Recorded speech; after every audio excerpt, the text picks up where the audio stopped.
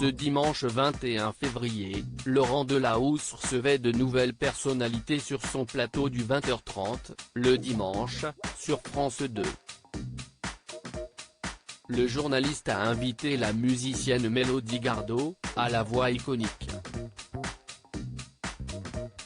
En octobre dernier, l'autrice-compositrice-interprète américaine a sorti son 5e album studio Sunset in the Blue.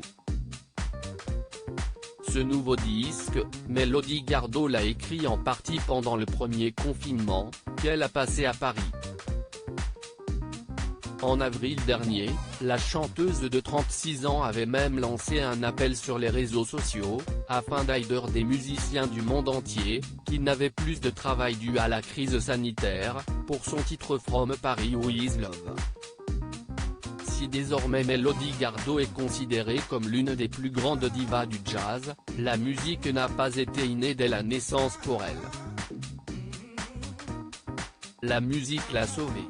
En 2003, la jeune femme alors âgée de 19 ans a été victime d'un terrible accident de la route.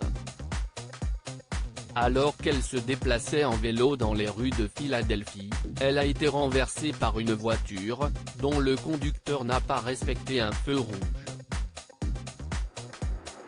Coma, paralysie de la taille jusqu'en bas à cause de son bassin brisé, multiples traumatismes, lésions cérébrales. Mélodie Gardot a été clouée à un lit d'hôpital pendant plus d'1 an.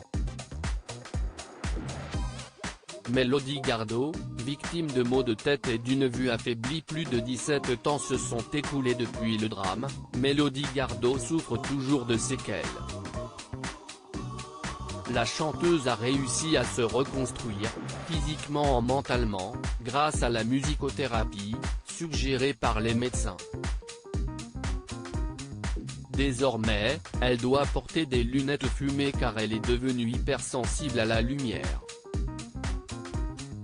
J'ai de terribles maux de tête et une vue affaiblie.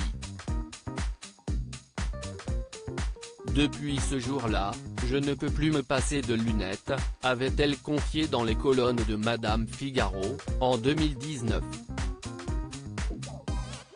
Et ce n'est pas tout, Mélodie Gardot se déplace avec une canne sur laquelle elle s'appuie, et souffre de troubles de la mémoire.